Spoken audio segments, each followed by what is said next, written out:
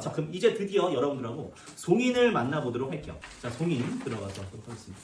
자, 이거는 종류가 뭘까요? 사구체의 한시죠? 사한시. 한시의 종류를 행의 숫자하고 글자의 개수를 가지고, 한 행에 있는 글자의 개수를 가지고 합쳐서 이게 4줄짜리에 7개다. 7글자가 되어 있다. 그러면 우리가 뭐가 될까? 7원?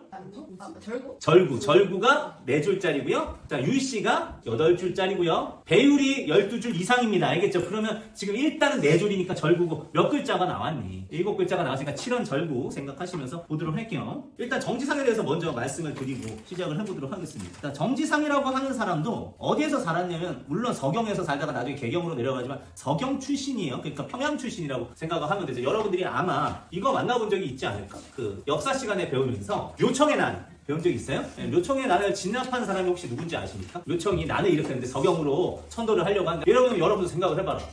기득권 세력이 개경이 수도인 개경층인데 수도를 갑자기 서경으로 바꾸겠대. 내가 개경에 땅을 다 많이 가지고 있고 서경으로 옮기면 내 땅값이 떨어지겠지. 그럼 반대할래 안 할래?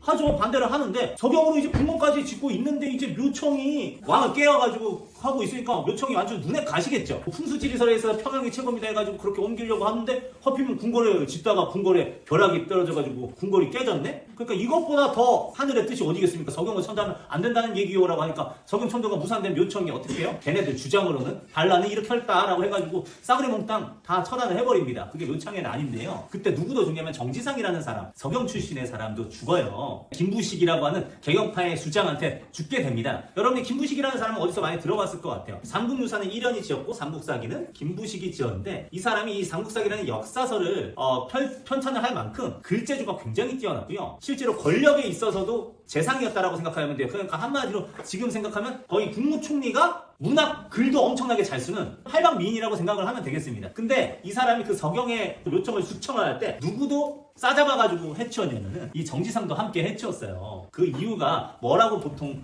야사로 이렇게 전해지고 있냐면, 자기가 글을 잘 쓰잖아. 근데 한시만큼은 누가 더 잘 쓴다라고 본인도 인정했냐면 정지상이 자기보다 더 뛰어나다라고 인정을 한 거야. 그래서 사람들 있는 앞에서, 예를 들면 국무총리가 저기 밑에 있는 한 차관쯤 되는 사람들한테 내가, 여러분도 안 되시고 나도 글도 잘 쓰지만 내가 하나만큼은 이제 정지상치가 나보다 잘한다는 거를 인정해요. 정지상치 짱! 이렇게 치켜 세워준 적이 있대요.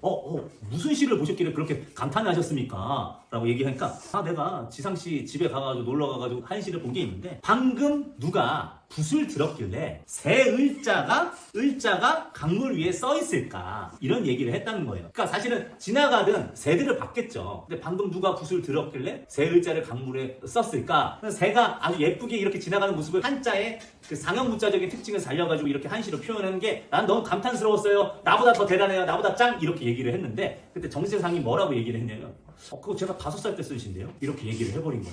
그러면은 보통 그렇게 권력자가 너님 짱임? 이렇게 얘기하면 아닙니다. 님이 더 대단하죠. 그 정도까지는 아니어도 아유 과찬의 말씀입니다. 감사합니다. 이 정도는 해야 되는데, 그거 제가 5살 때 쓴 건데요? 이렇게 얘기를 한 거죠. 그러면 여러분은 어떻게 하겠어요? 5살 정지상보다 천하의 김부식이 못하다라는 걸 지 입으로 인정한 꼴락서리가 된 거잖아. 김부식 얼마나 자존심이 강한데. 그러니까 어떻게 됐을까요?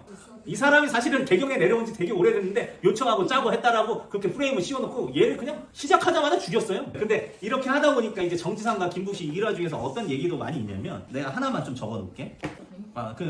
내가 설명을 해줄게요.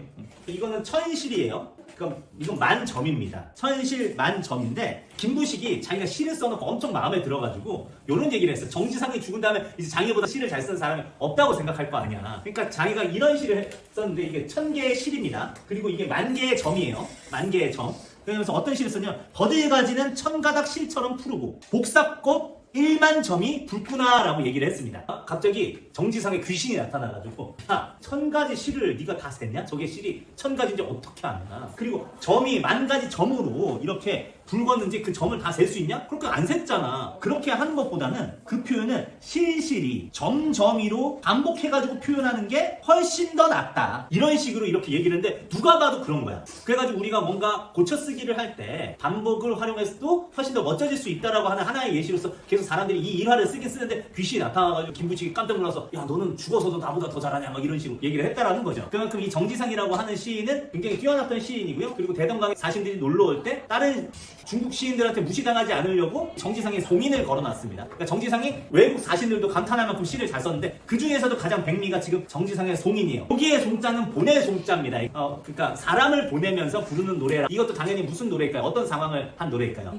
네, 이별의 상황이라고 생각을 하시면 되겠습니다. 비갠긴 언덕에 풀빛이 푸르른데 라고 얘기를 했어요. 남포에서 인보내며 슬픔 노래 울먹이네 라고 얘기를 했습니다. 여러분들은 진짜 모를 거다. REF의 이별용식이라는 노래가 있거든요. 햇살 눈이 부신 날에 이별이 비 오는 날보다 더 심해, 이런 노래인데, 그러니까 비 오는 날에 이별하는 것보다 햇살 눈이 부신 날에 이별이 더 짜증난다는 얘기예요. 햇살 눈이 부시면 다른 사람 다 화창하고 기분 좋은데 나는 하필이면 화가 난다는 말이야, 이별하니까. 그러니까 여기에서도 비갠긴 언덕에 풀빛이 푸르르지만 남포에서 인보내면서 나는 슬픈 노래를 울먹이네라고 한 건 대꾸법입니다. 그러니까 시각적으로 화창한 순간을 제시하면서 사실은 난 더 슬퍼 라고 하는 걸 더 부각할 수 있어요. 그러니까 이거는 대조법을 썼다라고 생각하시면 되겠어요. 이제 그 다음으로 한번 보도록 할게요. 대동강 물이야 어느 때 마를 거나, 대동강 물이 언제 마르겠느냐, 해마다 이별의 눈물 강물에 더하는 것을, 이렇게 얘기를 했습니다. 대동강 물이 왜 안 말라요? 왜 바닥을 드러내지 않죠? 그 이유를 뭐라고 제시했냐면, 내가 너무 슬퍼서 맨날 그 대동강 물에다가 내 눈물을 더하고 있기 때문이라고 지금 얘기를 하고 있는 거야. 근데 여러분들이 봐봐. 내 눈이 그 1.8리터짜리 그 생수병의 입구라고 생각을 해보자. 근데 내가 이렇게 기울였어. 그래서 콸콸콸콸 나온다고 해야 돼. 이별의 눈물이 그 정도로 나온다고 해보자. 그래도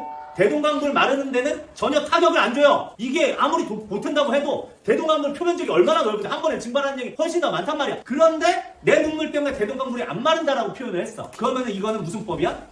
과장법이고요. 그리고 이게 3행과 4행의 순서가 바뀌어져 있어요. 원래라고 하면 해마다 나의 이별의 눈물이 강물에 더해서 대동강물이 마르지 않는구나 라고 해야 되는데, 대동강물 마르지 않는구나, 해마다 이별의 눈물, 내 눈물이 더해져서, 이렇게 했으니까 위치가 바뀌었죠? 무슨 법이에요? 고치법. 그리고 앞에 1, 2행은 풍경이라고 한다면, 상황이라고 한다면, 3, 4행은 나의 감정이 드러나져 있는 부분이라고 생각하시면 우리가 선경구정이라고 할 수도 있고 기승전결이 될 수도 있다. 알겠지? 자, 이렇게 해서 거기 밑에 있는 작품 해제는 여러분들 읽어보세요. 알겠죠? 오버해서 미안합니다. 수고했어요.